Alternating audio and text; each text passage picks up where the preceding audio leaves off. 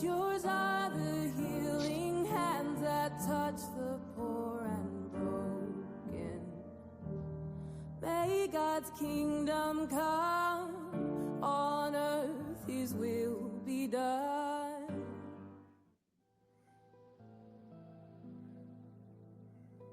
Ephesians 4:25 through 29 in the Christian Standard Bible read, "Therefore, putting away lying, speak the truth, each one to his neighbor, because we are members of one another. Be angry and do not sin. Don't let the sun go down on your anger, and don't give the devil an opportunity. Let the thief no longer steal. Instead, he is to do honest work with his own hands, so that he has something to share with anyone in need. No foul language should come from your mouth, but only what is good for building up someone in need, so that it gives grace to those who hear." In the book of Ephesians, St. Paul is explaining what it means to be the church. Before this pericope, Paul wrote that the church is to work together in all of our different roles. Here, St. Paul insists that the church builds one another up in word, in deeds, and he even ties our occupational work to this idea. Ryan Does, in what ways, if any, do you think the way we present ourselves in work could tie into the idea of building up one another?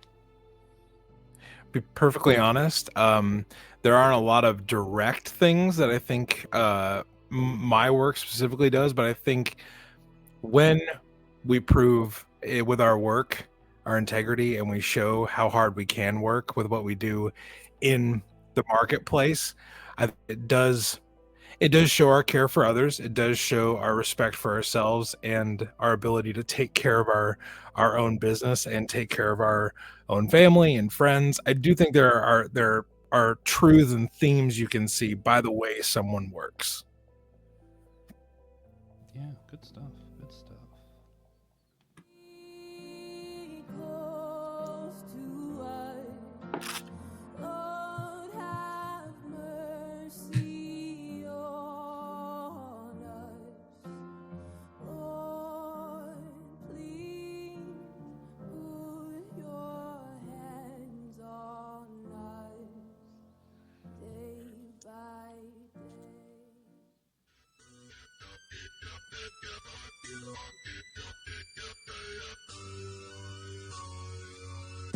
Hey guys, welcome to the Whole Church Podcast, doing the Whole Church Job Fair.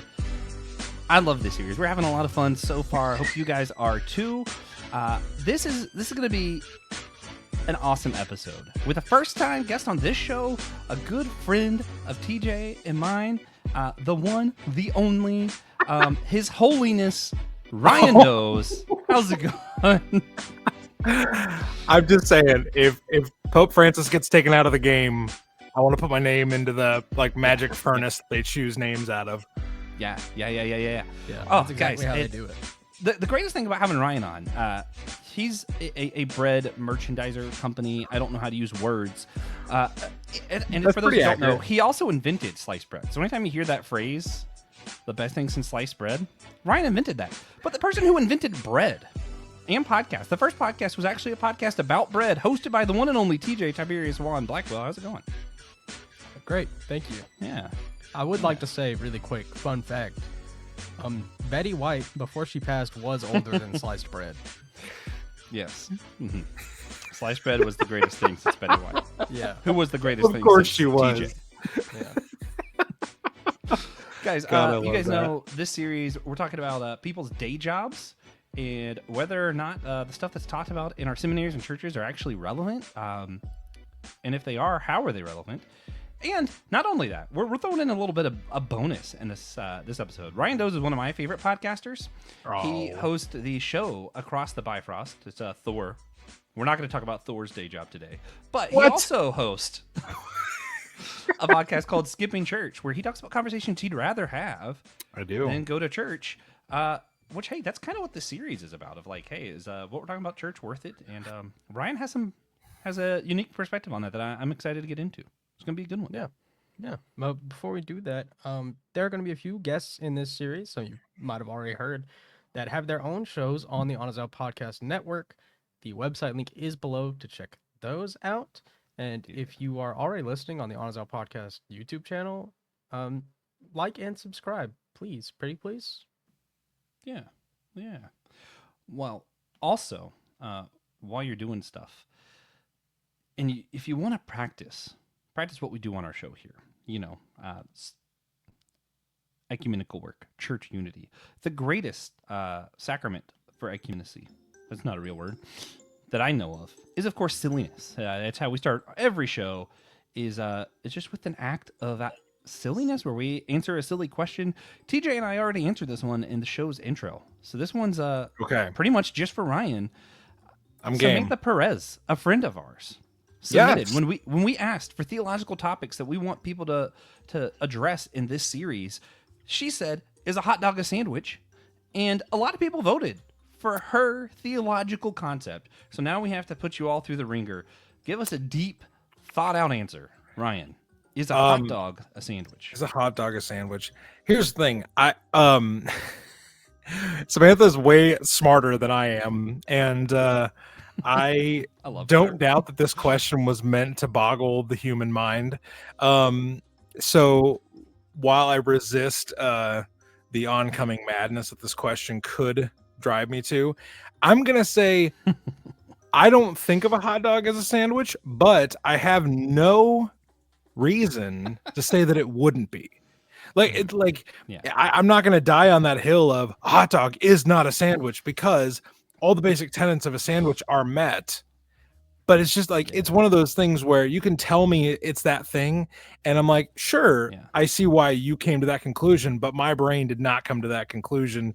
So for sake of argument, I guess I don't think of a hot dog as a sandwich, but there's no reason it can't be, Joshua. And what did you guys say? I'm curious, because I didn't get to hear the answer. It is. Oh, I lied. I didn't answer yet. I have to wait till the finale. TJ answered already. And then we're doing it vice versa for something later where I answered and he didn't. I'll answer every time. Yeah. It is. Yeah. My answer, for spoilers, my answer probably is going to be pretty close to Ryan's. It's going to have a lot more to do with, practically. It doesn't matter. Kind of the point of the series here.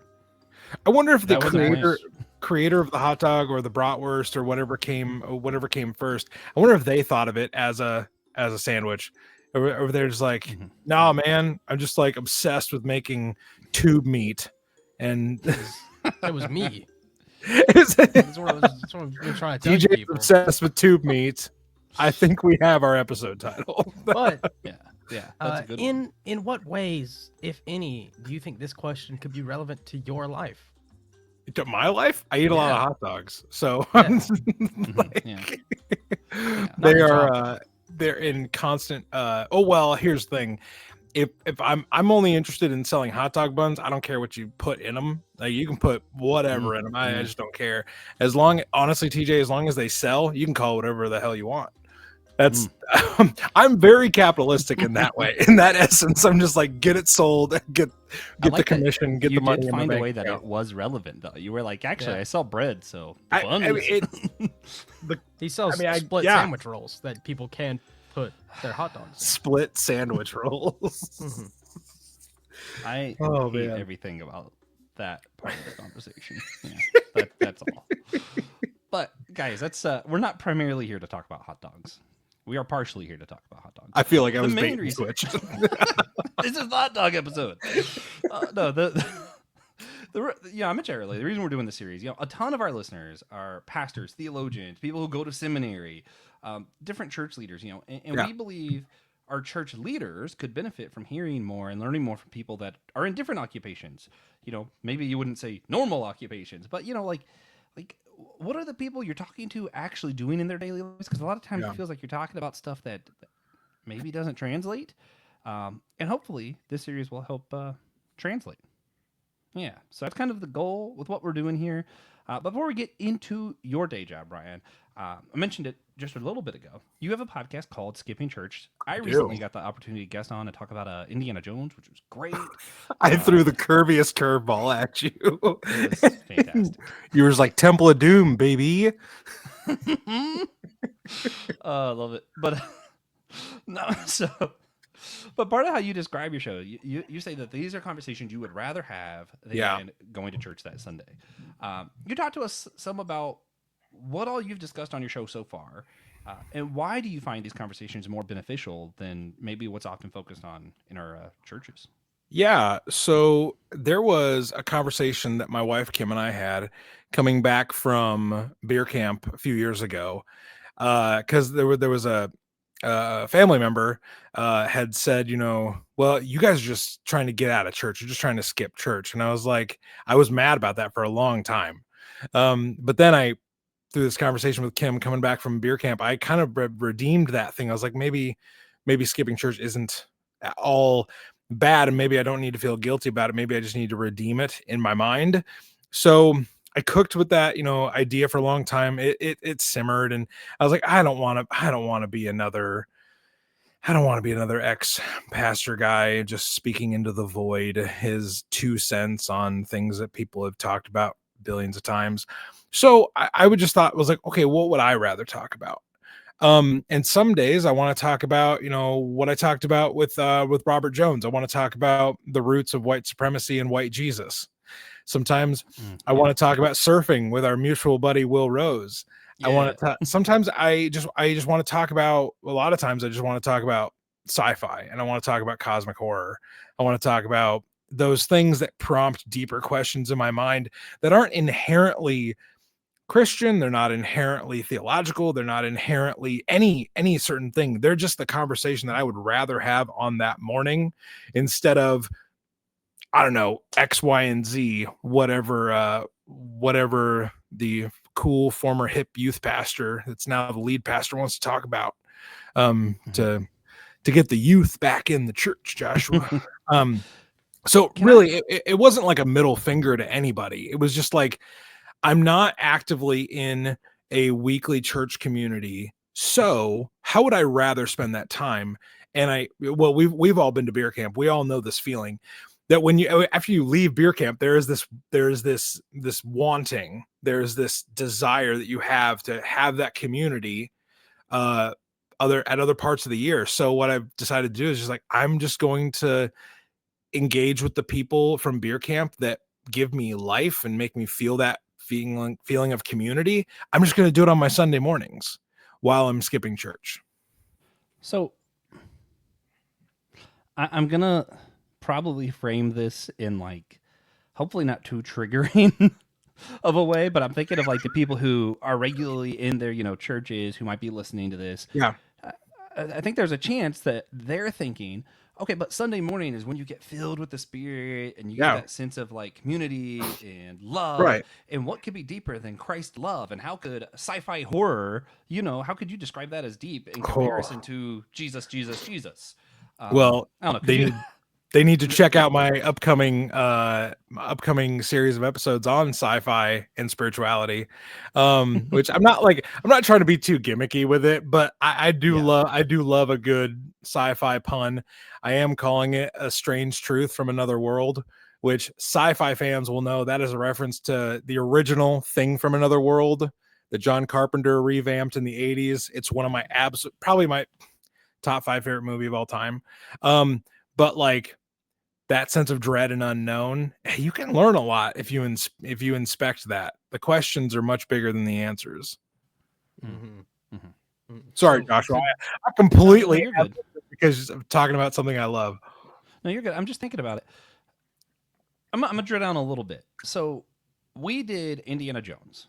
So people who are listening to this going, oh, you're the host of the Whole Church podcast and you skip church. And I skip church like every Sunday. I work on Sundays, guys.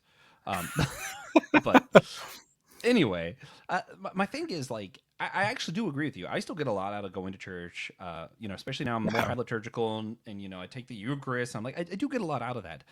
But at the same time, I do think I get more out of the conversations like what we did with Indiana Jones than I would necessarily get at the conversation I have at church. Because a lot of times it's just kind of pleasantries or, you're talking about stuff you're supposed to talk about while you're at church. Yeah. Could you just drill down a little bit? Like, why is it maybe that talking about Indiana Jones, we could get something deeper than maybe if we were both at church and just kind of ran into each other?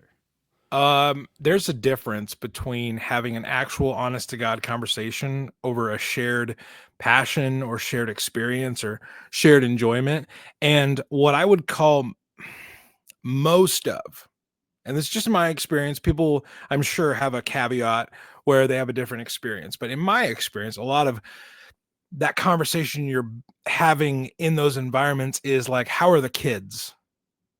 How was the weather this week? How's work going? Those are all fine conversations, but they're pretty safe. And you might think, well, I don't know if talking about a movie that's 40 years old is exactly radical and risky, Ryan. No, but it's Joshua and I have a shared passion for that movie, and we came at it from different points of view. The only difference between us tearing apart and reconstructing our thoughts on Temple of Doom is no one's going to call us a heretic if we get it wrong. So like in church, you can't, I mean, you gotta, to play nice, you can't really disagree about a ton, or else, you probably leave that church, or you go to another place, or you find another group. But Joshua and I can be perfectly decent friends to each other and disagree about Temple of Doom, and it's fine. We move about our life. I think there's something inherently personal, and Joshua said triggering about, conversations in spiritual context. It's like, oh, are we going to agree? Are we going to disagree? How honest can I really be about my view on this thing with this person? There's a kind of a danger, a risk factor involved. Yeah. And then I'll take it a little bit further, and then I'll let TJ get us back on track, because that's his job. But when we were having that conversation, I had an unscripted, unplanned. There was a moment where I was thinking about, like, what is it about Indiana Jones that I wish I had? And I tied it into our mutual friend, Kristen Tideman, who's going to be on this series also. So I'm excited about that. Good, and just boss. kind of, and we all know it. She's great. But I had like this kind of self-reflection of like, I wasn't able to just kind of do in that moment.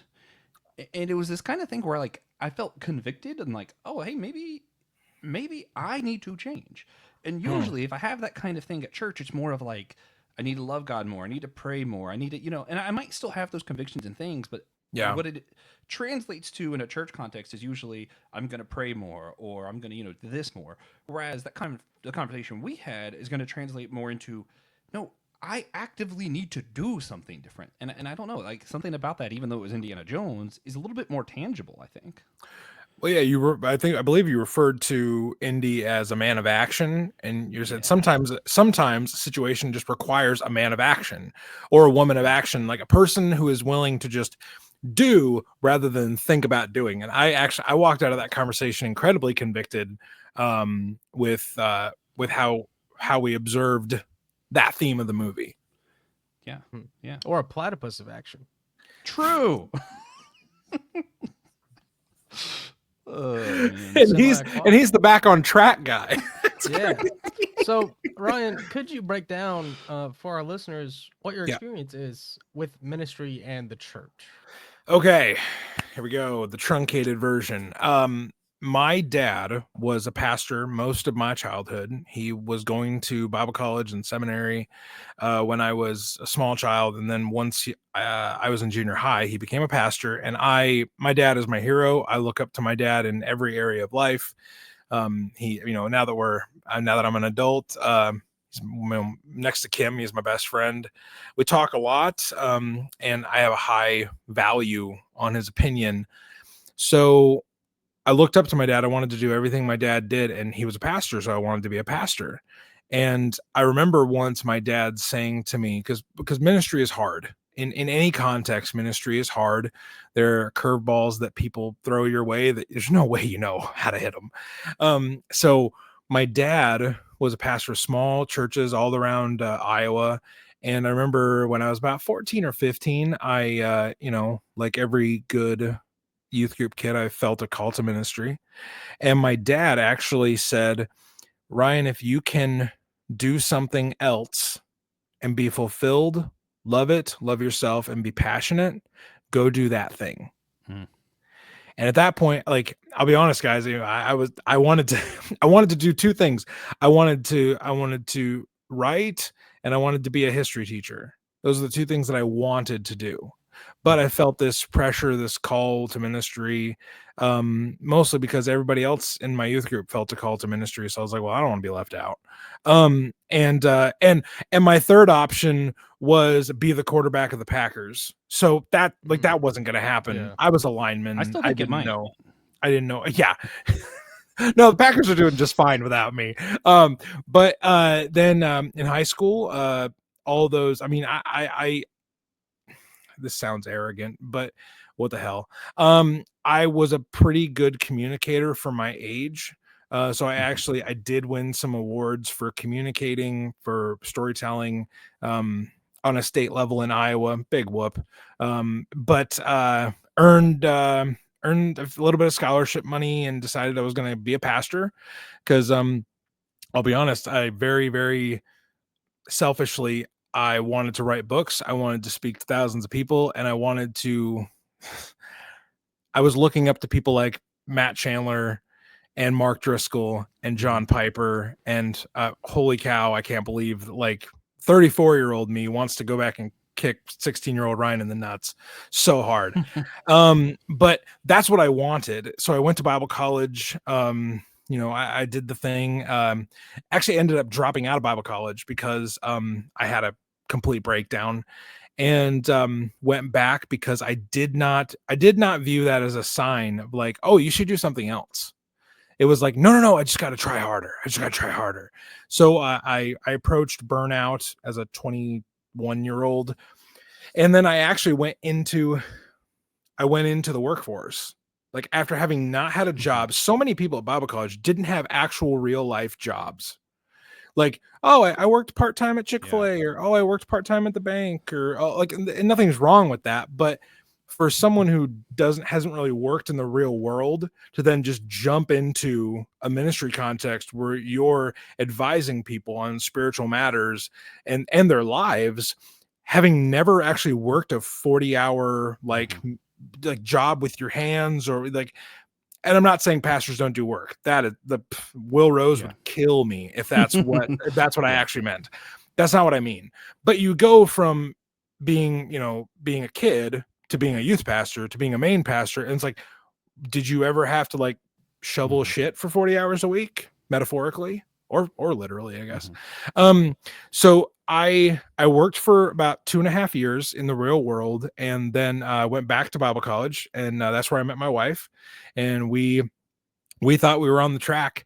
I had done an internship at a church that I absolutely love in Cheyenne, Wyoming, but that even ended. That ended because I was working a 40-hour work week at a Sam's Club on top of my internship hours, and my daughter Lily was on the way, and I was failing every class.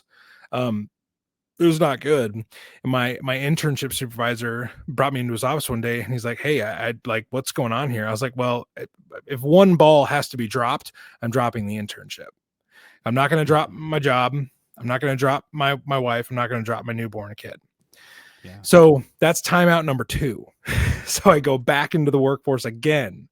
And then honestly, I thought I was done. Like I just, I didn't take that as a sign to re-tap into the things I actually loved, things I actually cared about. But then this position opened up at Kim's home church to be the high school youth director. And so I applied, and I got the job, which is crazy because I was so underqualified. But I'm a good communicator. I'm a decent salesman. I sold myself into the job. So do that job for, I believe, 1.5, 2 years at a budding kind of, I use the term wannabe mega church because it was like functioned like a mega church, but didn't have the numbers to be a mega church. And that was in suburban Omaha. I love Omaha. Like, I love being from Nebraska now. My wife finds it funny that I'm finally like, oh, I'm a Nebraskan. She's like, you're a what? Former Iowan? But maybe that joke just lands more in our Iowa, Nebraska households. So I have converted in one way. But yeah, did that job for a while. Met a lot of really great people, but I learned what kind of the dog eat dog world of like budding mega churches was like. And for a while I was like, oh, I want to be like an Andy Stanley. I want to be like a speaker that gets paid to go from place to place to place to just, I want to be that guy. And then I realized I had too big of a heart. This is not a humble brag, but like I had too big of a heart to do the dog eat dog thing. And there were a few situations along the way that kind of broke me. But then I just realized I was like, no, this is not for me. I quit that job because I felt like it was either I quit this job or my soul slowly dies. So a lot of people from the outside looked at that move as like, oh, he's quitting the church because he's lost faith in the Lord. It's like, actually, Jesus had nothing to do with this. Quitting the church had zero to do with Jesus. It's crazy. Clearly. A lot of people don't buy that answer. And like, I'm sure you guys have run into many people that through like beer camp and similar spaces. But yeah, no, me quitting had nothing to do with Jesus, had everything to do with his people. Yeah, man. Which it's funny because that's something like I resonate with. I feel that I know you talk about like me, you, Josh Patterson, Nick Polk. Now all of us have Jack been on the Patterson. podcast. Jack Patterson sounds way cooler than Josh Patterson. Listen, when Josh Patterson leans too far into Caputo, he just becomes Jack Patterson. It's Josh fine. Patterson sounds like a nerd. Jack is a secret older brother. No, but you refer to us like 5 or 6 as like the world's worst youth group. It was like the pastor, the youth pastor, and I love that because like that's for me when I think of like my faith community. I love the church I go to. I love being a member of Will's church. But when I think of my faith community, I think of like you guys, and some people from Systematic Ecology, Brandon Knight. That's my faith community, and that's not like it's like a discombobulated random group of people here and there and mostly all online. We are the island of misfit toys. Yes. Huge island. Yeah, no, I love it. Crazy big island.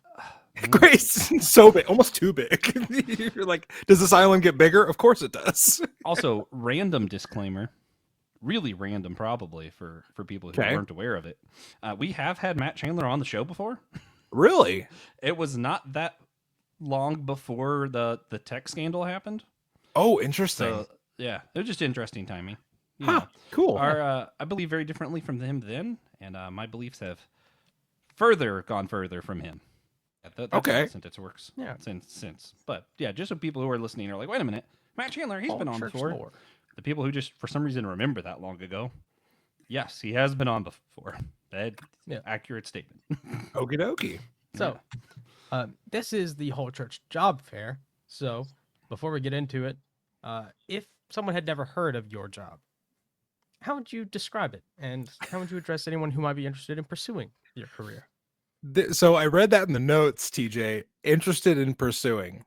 Mm-hmm. I do not have a job that people pursue. I have a job that people probably end up in, but I don't want that to sound discouraging because I'm about to pursue it after this talk.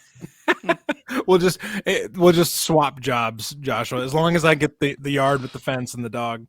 So I have an unfenced yard, so fences. I'm 34 years old, and fences sound fantastic to me now. That's what happens in your 30s. You're like, a fence? Yeah, in your 20s, you get excited about like, oh, this new movie's coming out, this new show's coming out. I was like, do you know Joshua has a fence now? He has a fenced-in yard. So, sorry, TJ, to answer your actual question, I would say, well, first of all, what I do is I am a bread sales merchandiser. I am a regional salesman for a regional bread company. So the base of our company is based in the Twin Cities. And I am in charge of a route in Northeast Nebraska that services about a 200 square mile area, mainly 3 larger towns. That is all very uninteresting, and I'm sure at least one listener fell asleep while I was saying that. So to get you back, this job is not one that maybe people pursue, but it's one that people probably end up in. The great thing about my job is there's a lot of autonomy for those that do their job with integrity, which I I do my job with integrity. I'm not someone who needs to be babysat.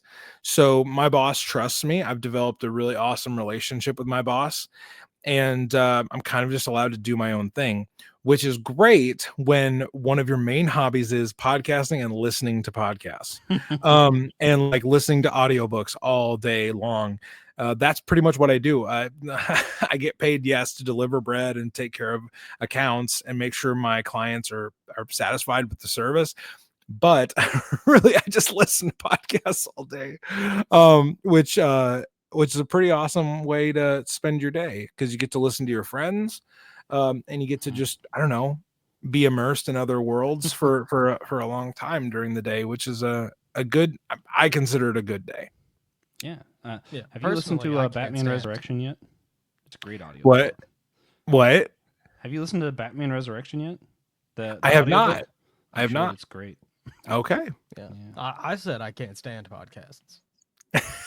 That's what that. Yeah. That's why you're a Actually, co-host that's on a worse few of ways them, to spend DJ.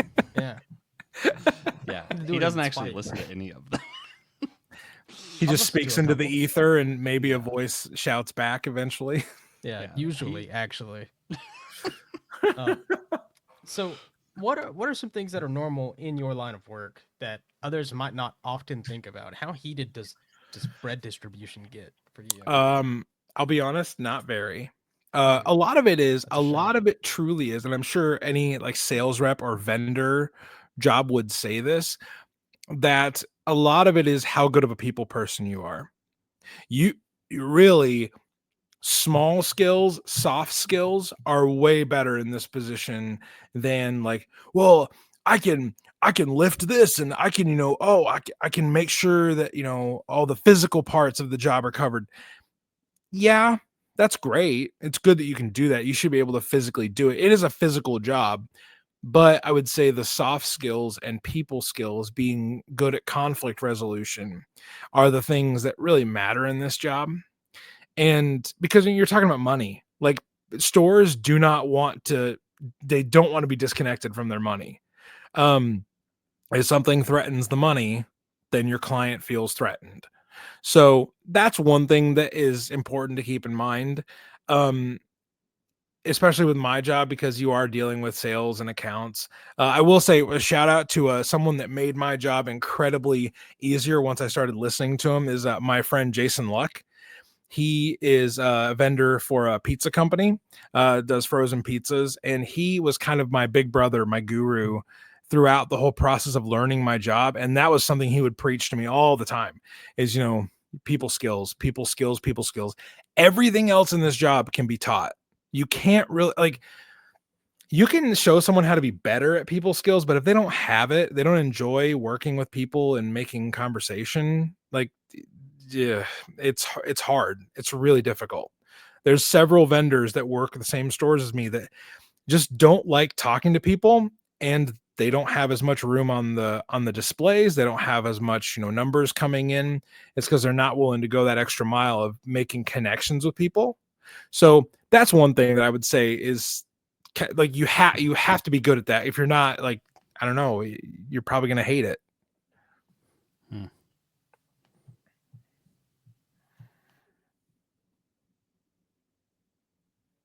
Well, yeah, it's my part.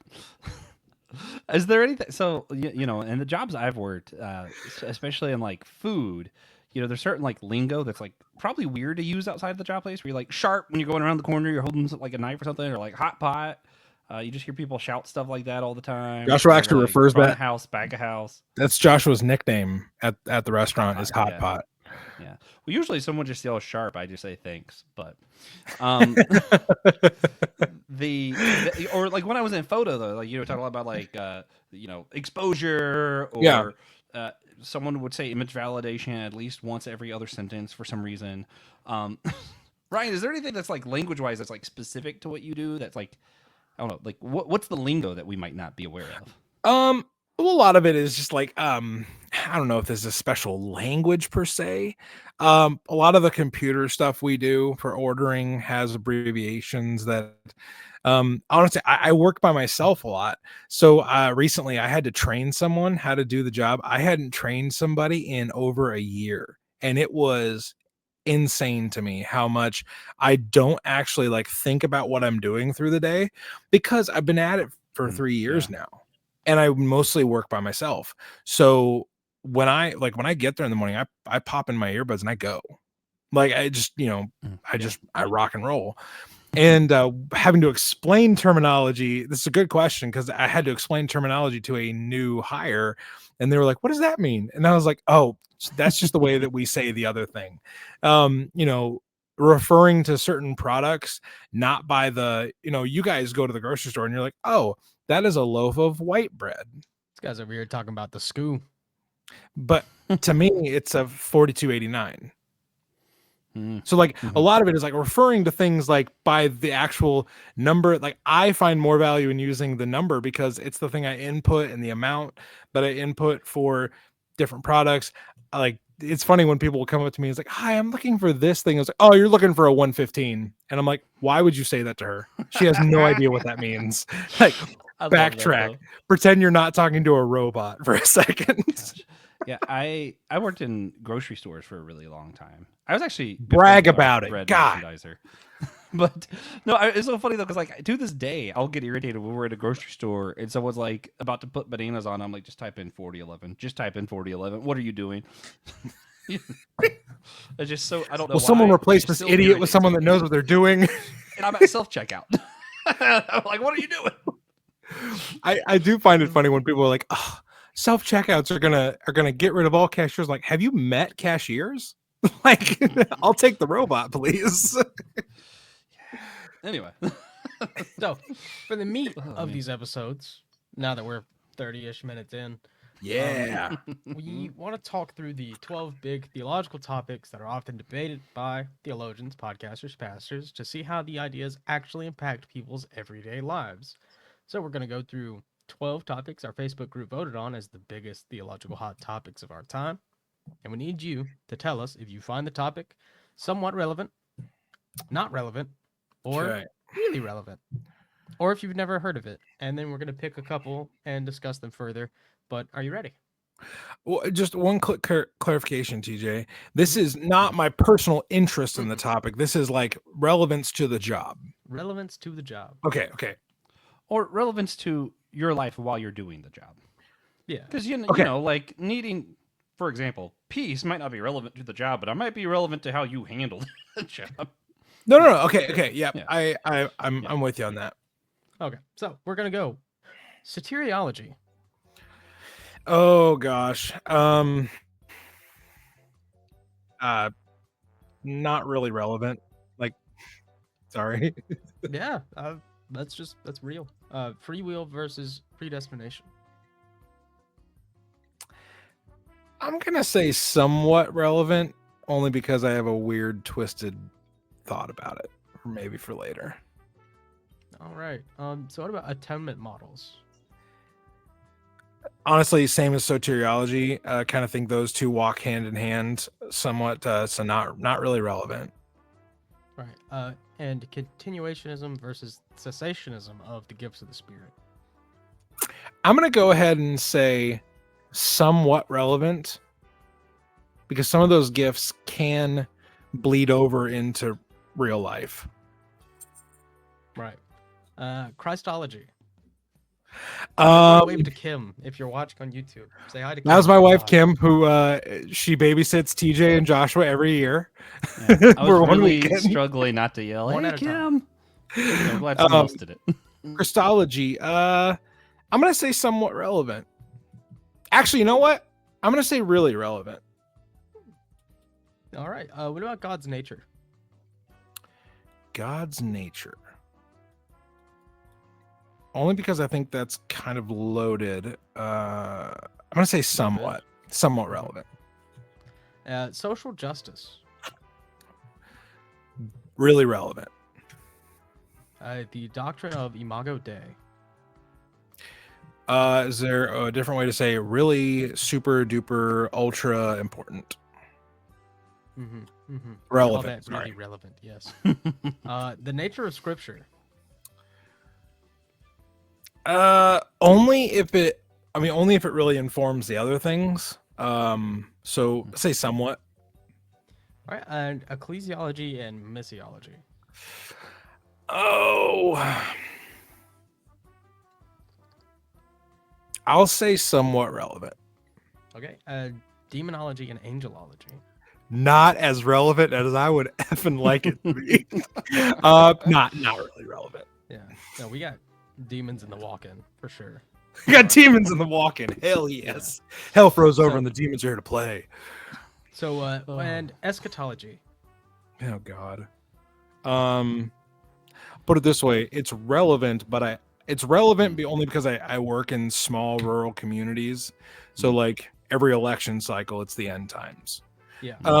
So I would say relevant, but I wouldn't say like important. Like it's talked about more than you would think. Yeah, it's like the Thunderbolts. There's an asterisk mark beside it. Yeah. For us, it's every time it snows. That's the end times.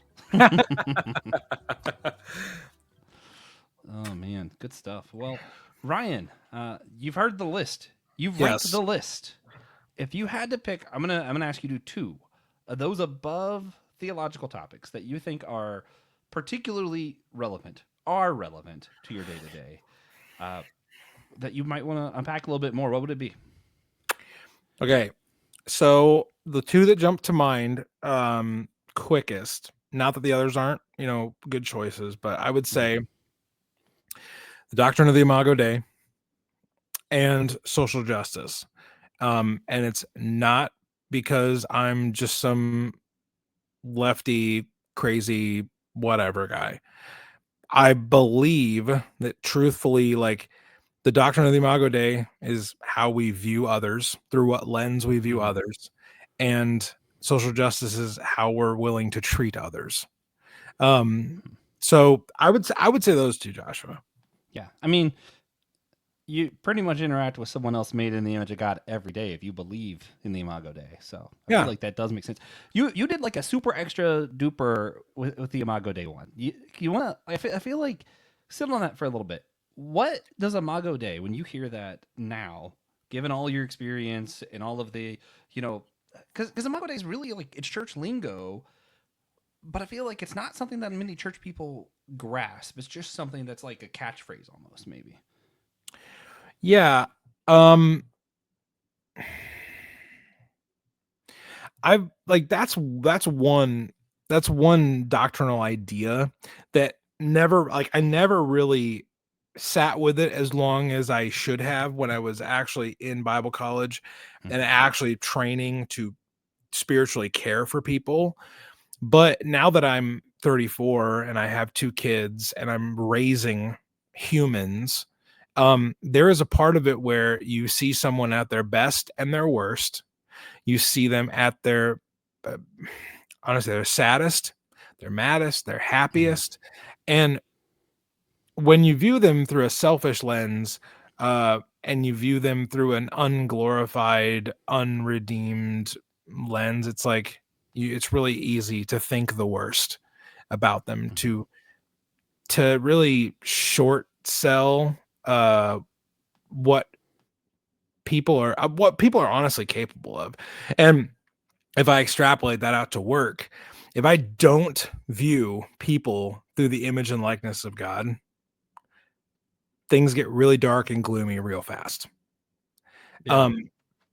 A lot of hopelessness sets in, a lot of judgment, a lot of doubt, a lot of skepticism.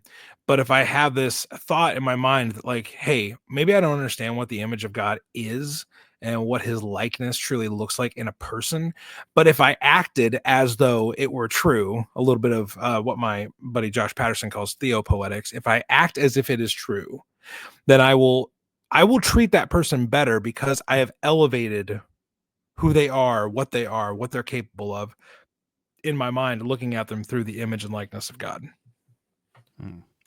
Yeah.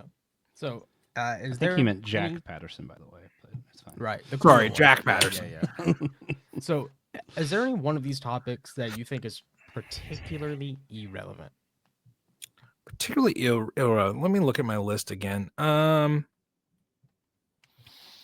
Particularly irrelevant. You said there's no demonology or I see. Here's the thing. that would be my, like, I'd be like, it is an injustice that we are not talking about demons as much as, like, and we're not talking like notice like Christians out there, like, we don't even talk about like angels and demons in the cool way.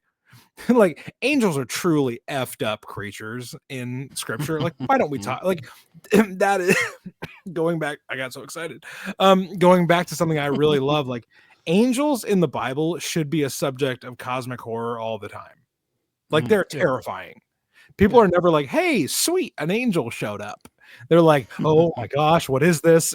Anyway, so TJ, I want to say in angelology and demonology, but I actually I think I want to say the nature of scripture or eschatology, because they're two things that largely lay level people love to talk about, but often don't have authority to really, they just kind of talk out their butts about it. Talking about how important the Bible is, but it's like, yeah, but like the Bible has some really effed up sections. Like, it's not just all proverb and like good feely words. Like there's xenophobia in there, there's sexism, there's racism, there's violence. Like it truly, like the Bible is like a pick and choose your own adventure thing. So is it relevant, TJ? Probably to some people, but I think largely the way we treat it, the way people who are at that lay level treat it, is an irrelevant way to treat scripture. And I mean, end times, it's like, God, like, just give me a break. Yeah. Come on. Yeah. You mentioned like in your the speed round of it kind of version of how like people in the rural area just kind of talk too much about it. And like, it is interesting. I'm out myself as part of the problem here.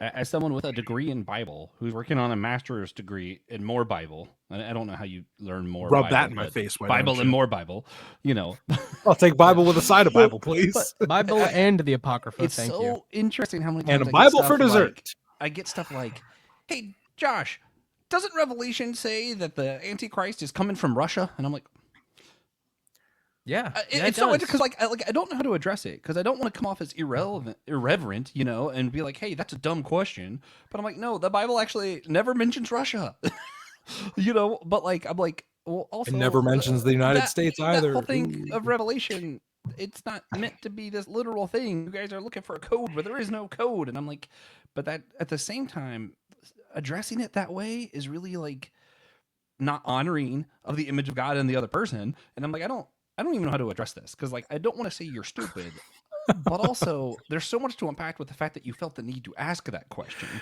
It's like someone way locked funnier to say yes.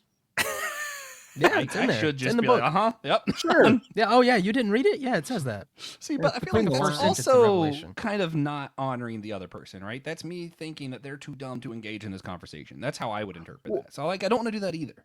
Joshua, let me give you a get out of guilt free card here. I love this.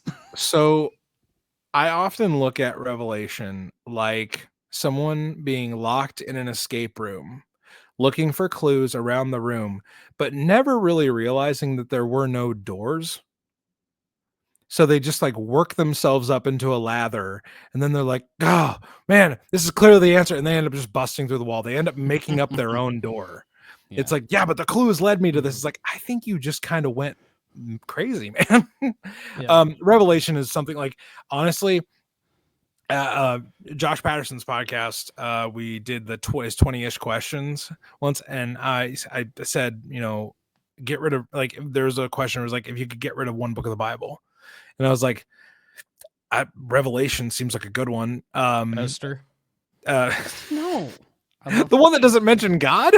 What? That's a good one. And then I said Revelation, I said Genesis just for fun, because how funny would it be if you took the first chapter out of a book? Yeah. No. Anyway, sorry, Joshua. I got to be a better guest here. No, that's funny though. I do want to say how I did answer it, so you guys can like tell me if I'm terrible, and then we can move on to this actual podcast that we're doing. I tried to basically, I said, it's a different kind of literature. When it talks about the Antichrist, it's talking about a type of leader and a type of person, and it describes people like, and I listed some of the characteristics. So if you look today, you would list people like Vladimir Putin, Donald Trump. They are the Antichrist. And I stand by that. Like, I think that's what the Bible says, and I think it's right. Like, that's the Antichrist, if you're looking for him. Well, in another one of the epistles, doesn't either John or James say that many antichrists have actually entered the world? So it's like, multiple. There's not. Like, sorry, I'm a little rusty on my Bible, Mr. Master's degree.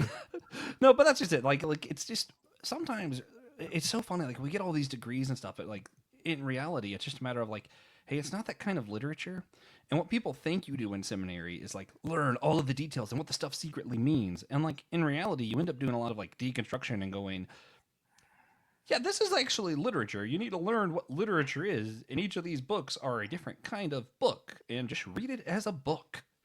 And sometimes it's just you overthink things, and then you turn into like this crazy stuff, when really the Bible's just trying to warn you to not support people like Donald Trump and Vladimir Putin. You know, like it's like sometimes it's just really simple stuff. Joshua Noel's cooking. I'm sorry, TJ, did I answer the question? I derailed it, I'm sorry. No. Or maybe you did, and it was like 10 minutes ago. Yeah, he answered it. He said that eschatology was your... Yeah, eschatology and the nature of Scripture. Sorry, I just... Yeah. I realized I had thrown us off the rails. Sorry, listener, that was on me. Yeah. So, what would you rather the church and our like pastors and theologians be focusing on? And how would you find out if you're skipping it every week? I'd let them know. Like, hey, you sound like my family, TJ.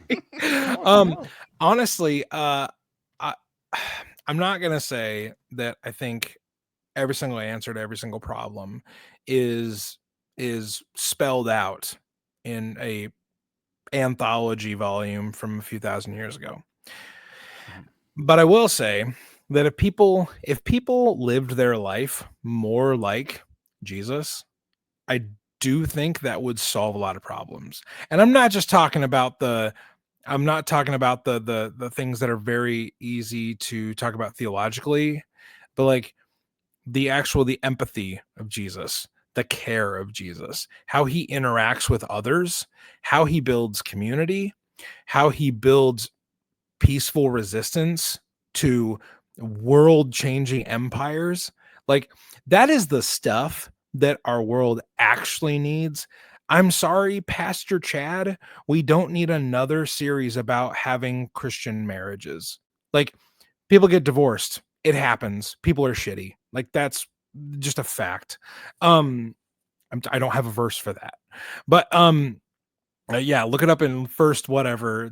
Christians are shitty, or people are shitty. I think, yeah, the actually embodying the character and the values of Jesus. Like, if Jesus were just some crazy religious teacher, his movement should have died out thousands of years ago.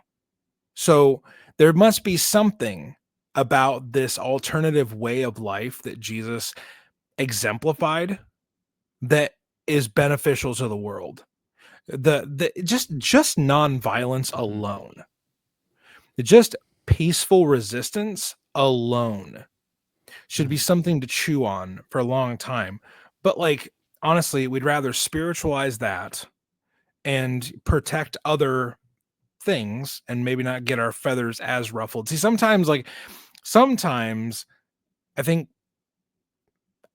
as a former preacher, I went too far in the weeds on things that weren't actually relevant to people's lives. And this because it's easier to talk about things that aren't relevant, because then you don't have to fact check it with people's lives. Yeah.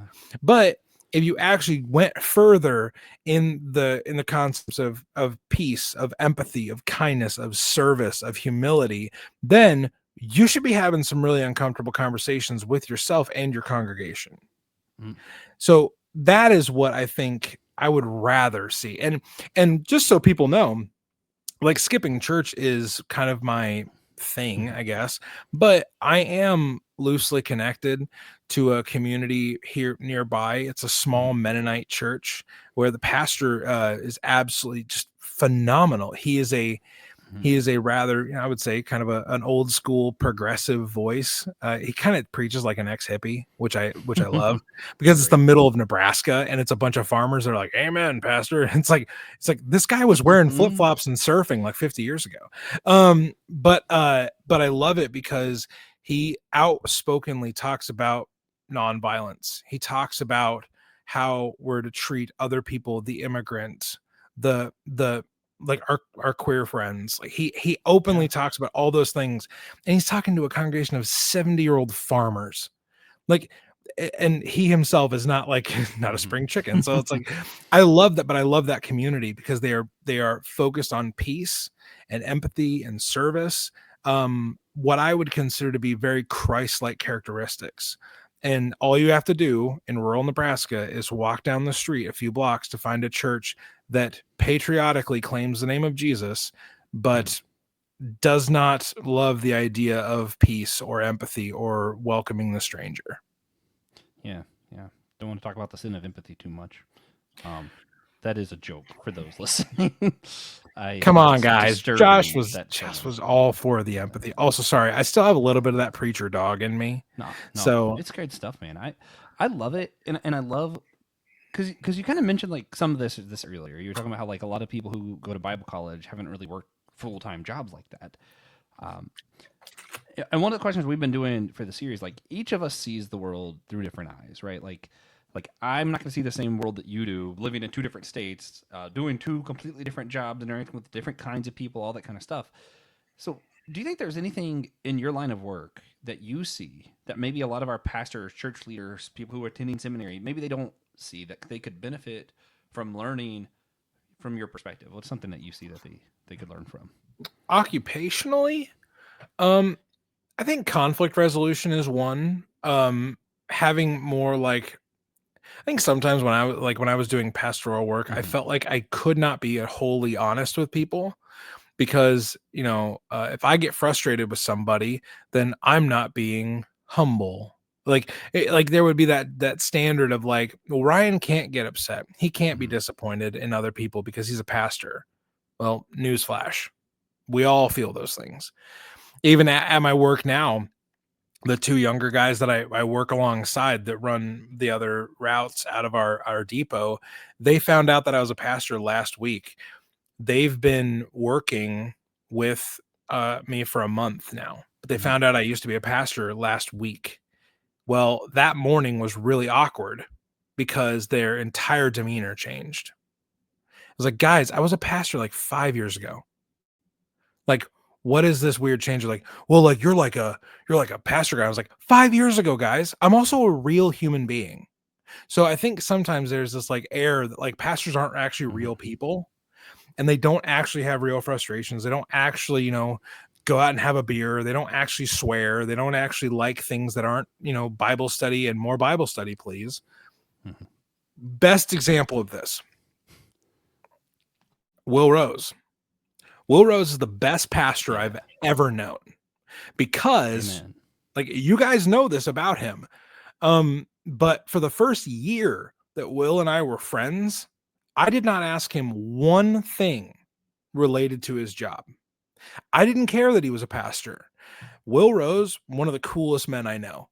Like when I have a crisis or when I just need to like shoot the breeze on the way home, I call Will.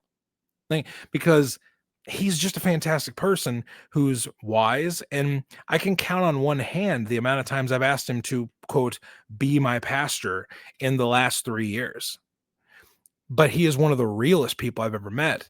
And pastors and clergymen and lay leaders that are even in those like positions of power, positions of influence, I'll say. If you followed the Will Rose handbook, you would do better in what you're doing. Not to put Will on a pedestal. I just love him that much, and he's meant that much in my life. Yeah. Well, while we're putting Will on a pedestal, I'm going to use him as an example too. He belongs there. Yeah. Well, so because Will exemplifies what this series is about, I think.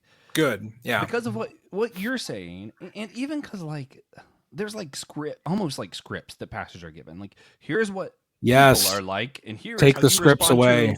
People, and because of the script, it really, really negatively impacted like my self-esteem, my arrogance, all that kind of stuff. Because like I both thought too much of myself and too little of myself at the same time, which Yeah. makes no sense. Because what it was is I'm like I'm taught this whole thing that all of us are worthless worms, so I constantly need to be trying to do better. And then like I would go, just full transparency, I went into marriage counseling, and the No, pastor I that agree. did that is asking questions, going like, "What do you do when you get angry?" And I'm like, "I don't really get angry." Well, what do you do when this happens? And I'm like, I don't do that. I don't feel that way. I don't do those feelings. I don't do these things. And I'm like, and it made me feel like, oh man, I must be great. But then at the same time, it's like, actually no, because the reason I don't do those things is because I have this guilt that I'm not supposed to be human. And then here comes Will Rose, and like Will harp on me because he's like, Josh, why did you return the $50 you found in the parking lot? That is crazy. And I he's do like, agree with "Josh, him on act that one. human." Why in the world? But like that's just it. Like all the pastors are pastoring me to be perfect because we're all worthless worms. And then here comes Will that goes, Josh, you need to be a human. Yeah. Because being a human is a good thing. And here's how you do that. It's almost like he's like retraining me to kind of shed all of the programs that were put into me so I can, I don't know. That's why me he's the again. pastor of the world's worst youth group. That's true.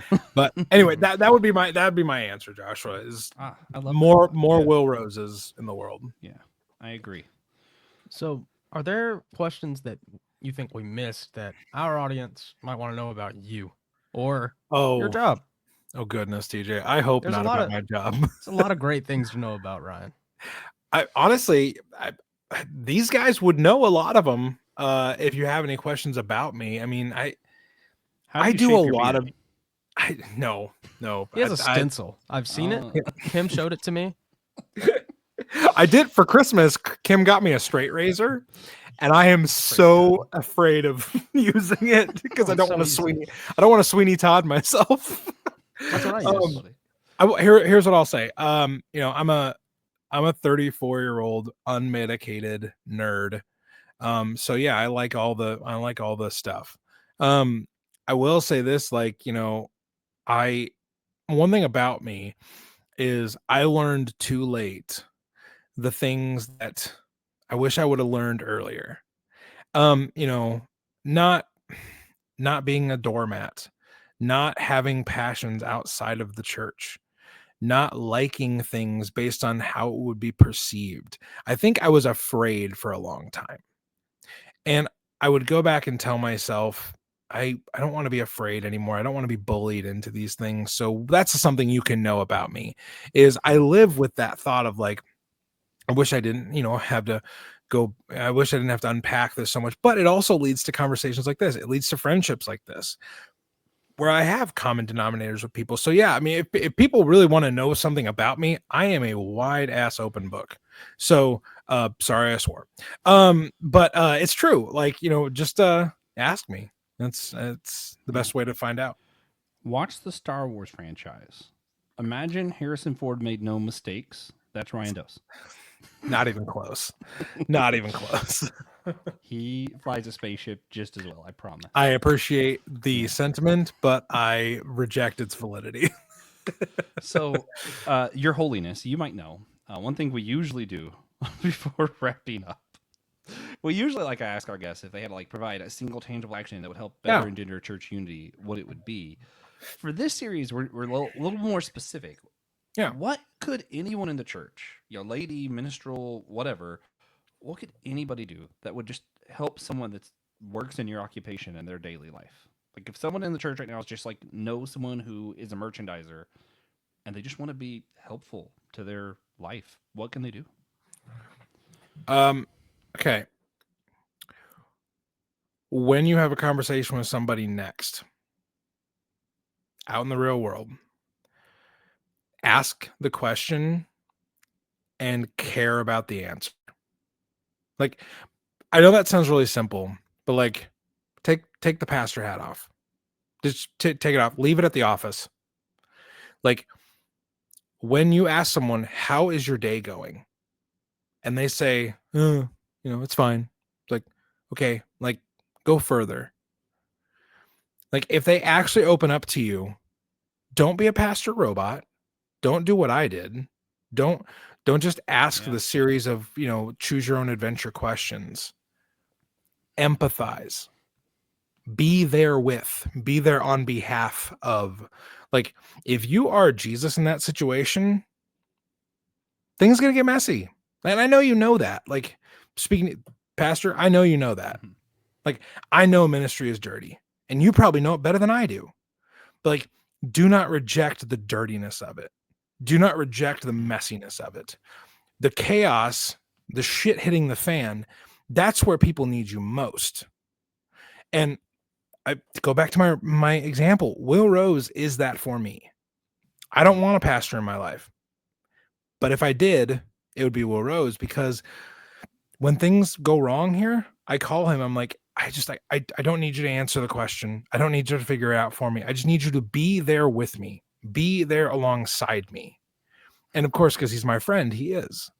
And I have other friends, like Joshua and I have had this conversation in recent months, talking about, this Joshua, the night we were coming back from beer camp and your life literally like flashed before your family's life, flashed before your eyes. TJ's figuring stuff out. That is the moment you actually need community that is worth a damn. Yeah. Platitudes don't get you through the fear that something has happened to your wife. Platitudes and Bible verses don't get you through moments when you feel like your whole world is caving in and you just want someone to prop up the wreckage. Don't be full of shit. Don't spew BS. Be real and don't reject the mess. That is what I would say. So what changes in the world around us if everyone like becomes Will, starts caring, really caring? To quote the great theologian Samwise Gamgee, I cannot carry it for you, but I can carry you. That is all ministry has to be. It's all community has to be. That's all. We overcomplicate it with all this BS, and it only has to be that. Carrying one another as we walk through life. All it has to be. Mm-hmm. Yeah. Mm-hmm. Yeah. I was really afraid you were going to say Thomas Aquinas. No, but So I'm really glad I went with Samwise there. yeah. No, TA hasn't been on my reading list in a long time, TJ. but no, I mean, you mentioned everything in like October. I get that phone call, right? And it's like that's it. Like, I had so many people, and we talked about the world's worst youth group, little theology be a cramp group, but it's like that faith community. And I think that's what the church can be. That's why we still do this, because like I know what the church can be if the whole church is whole again, to use the little catchphrase or whatever. It's a group of people who can carry you, right? Like I'm going through the airport, and I don't know how I got to my terminal, but I'm there because I had a friend that was alongside me. I'm calling a million different people, and Tripp's calling me like, hey, what do you guys need? And just making it happen. And for those who don't know, Tripp is too important to be calling me. Like, realistically, I know that Tripp is too important to spend the time to text me. But that's just his character. He's that good of a guy that he's like, I know you. He is an incredibly busy person. But he's like, I'm not going to answer my 500. Like, literally, he gets like constant text all day from everyone wanting him to be on podcasts. He's like, I'm going to ignore that for a minute and be like, Josh, what do you need right now? Yeah, literally putting behind the 99 for the one. And being that one is so humbling, and finding a community where you can be vulnerable enough to be the one, that people are dropping to help, but then also being able to help when it's someone else's turn to be the one. And you're like, I don't know, that community that's why we do this. Yeah. Joshua, do you remember what my first tattoo was? Have I ever told you this? I feel like you have. I'm going to show you. I'm a bad friend for forgetting. Oh man, YouTube listeners getting this is great. Yeah. The only Jesus-y tattoo I have is a mathematical showing of Jesus leaving the 99 for the one. And the one is in red to remind myself that I am the one that was sought out, and I am also the one that can go after. Man. To perfectly encapsulate Joshua's point. That's so good. So, before we wrap up, we ask everyone to share a moment where they saw God recently, whether that be a blessing or a challenge or a moment of worship or podcasts. Josh always goes first. So, Yeah. Josh, do you have a God moment for us? Mine's an easy one and a shameful plug. I love it. Shameful. Yeah, very shameful. Shame, Oh, okay. shame. Game of Thrones. No, but one of our patrons, you too could be a patron. Actually, I met him at Theology Boot Camp last year, and everything's going on, moving and everything. Like I just never had a chance to connect, and like we talked for like a passing moment, and I told him, I want to talk more. Let's get on the phone sometime. And I have genuinely felt bad that I have not taken the time to do that because like he supports two podcasts that I'm on, right? He's at Theology Beer Camp, sitting in these stages, taking his time to hear what we have to say and like cares. And yeah, today I actually got to get on the phone with him and just talk for a while with no like Awesome. agenda of like, hey, let's get him on the show sometime or anything like this. Just like, hey, man, you support us. I love you for it, and we're part of a community together. And just talking to him, and it's like, even though this was our first full conversation, he's so aware of the things that I'm a part of. It didn't really feel like that. Like it felt like someone I've known for a while. And I was like, this is awesome. So, love him, and just love that we are able to have these communities and make these connections with people, even if we're not able to talk to everyone who listens. It's really cool that we are making connections, and getting to see that was a special moment for me today. Actually, Yeah. Yeah. For me, my God moment, it's really easy, I think, to forget how much people love you and how much people care about you. This morning at like 5, I was already awake and I got a text from my sister. It was an application to sing the national anthem at Spartanburg's baseball game for their team. And at 5 in the morning, she sees this, and the first thing she thinks is, I should send this to TJ because I want to hear him sing more. I'm gonna start sending you stuff at 5:30 in the morning. Oh my Don't. gosh. I didn't answer her. I still haven't. I forgot. That's pretty funny. But yeah, it's nice to be reminded, and it's there. And I need to answer that text. And tell her she's out of her mind. And I need to answer I'm that. not That's a good doing idea. that. Before Oh, this comes man. out, preferably. Yeah, oh, yeah. Yeah. Yeah. That I would be better. awkward and funny. But Ryan, do you have a God moment for us this week? Your first one ever. First ever Ryan Doe's God moment. First ever God moment. Yeah. So I think God has a sense of humor with these kind of things because randomly friends will call me or text me at certain times where I'm just struggling. Or just like, kind of just not having a great day. So over the weekend, my wife and I had just a really rough parenting stretch. Like kids were just kind of testing us in ways that we were maybe not the most equipped for in the moment. And I wake up early on Sunday, make a coffee. I'm currently watching through a show called Love, Death, and Robots, and I'm loving So it. good. So good. And I'm just trying to like have like some alone time. Like, and TJ, it sounds like you've seen it. So like Love, Death, and Robots is one of those shows where it entices you with questions and hypothesizing about what the world could look like. And I'm just like enjoying this moment. And Josh Patterson sends me a text and says, "Hey dude, you were in my dreams last night. You need to call me." And I was like, this is weird. So he calls me and he's like, "By the way, had a dream last night that you, me, and Will Rose were attacked by polar bears. You didn't make it. We did though." And I was like, "Why? What is this?" Guys, I laughed my ass off. It was hilarious. So I like that, those moments, like, is it a God moment in like the big existential way? No, but it's a reminder that like my friends love me. My friends share joy with me. And it was a reprieve from the parenting war that I'm currently in. Yeah. And they attend your bear funeral. Yeah, and for some reason, Joshua's subconscious thinks that I'm gonna be taken out by a polar bear. Yeah. So. If the youth group has superlatives, you did win least likely to survive a polar bear attack. Yeah. I mean, I get it. I'm the slowest. We've all been there. I'm game with it. I'm slowpoke. Yes. Yeah.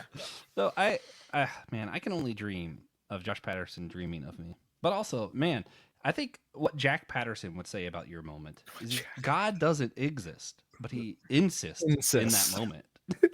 That you die bipolar bear. Yeah. It's actually leading cause of death for podcasters, if you didn't know. So please consider sharing this episode with a friend. Share with your enemies. Share with a cousin. You looked around like you didn't know that sound was coming. Well, I did not know that a didgeridoo was coming. It's mine. What else do you do during God moments? It's over there. You play a didgeridoo.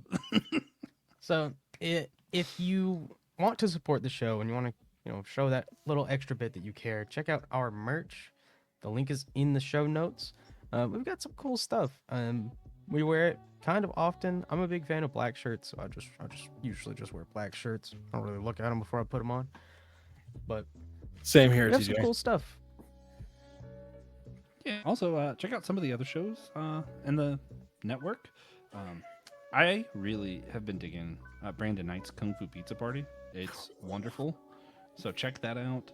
And Will Rose, we talked about him a lot. He has a show, The Homily, with Will Rose that I keep neglecting to update because I produce it. But he's also about to start. We'll laugh about this later. And I was supposed to call him about that today and forgot as well. Yeah, I'm great. Yeah. So we hope you enjoyed this show and the confession. Next week, we will be joined by Jerry Kuntz. That's Joshua's uncle, who's a devout Catholic and strategic account manager for Spectrum.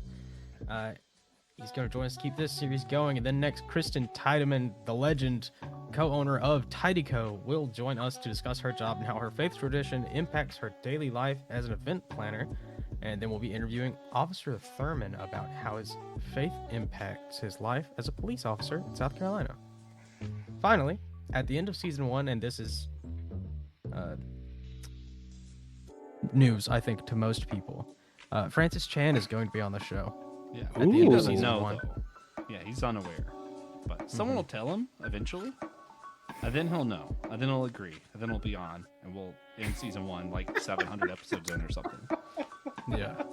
I'm thinking 9. Yeah. 900? Yeah, that's perfect. Yeah, that's a good number.